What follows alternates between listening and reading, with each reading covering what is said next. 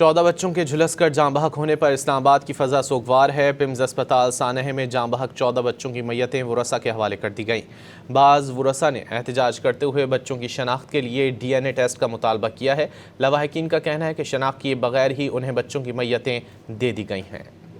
14 बच्चों के झुलस कर जाँ बहक होने पर इस्लामाबाद की फ़ज़ा सोगवार है। पिम्स अस्पताल सानहे में जाँ बहक 14 बच्चों की मैयतें वुरसा के हवाले कर दी गईं। बाज़ वुरसा ने एहतजाज करते हुए बच्चों की शनाख्त के लिए DNA टेस्ट का मुतालबा किया है।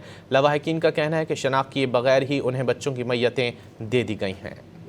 14 बच्चों के झुलस कर जाँ बहक होने पर इस्लामाबाद की फ़ज़ा सोगवार है। पिम्स अस्पताल सानहे में जाँ बहक 14 बच्चों की मैयतें वुरसा के हवाले कर दी गईं। बाज़ वुरसा ने एहतजाज करते हुए बच्चों की शनाख्त के लिए DNA टेस्ट का मुतालबा किया है। लवाहिकीन का कहना है कि शनाख्त किए बगैर ही उन्हें बच्चों की मैयतें दे दी गई हैं।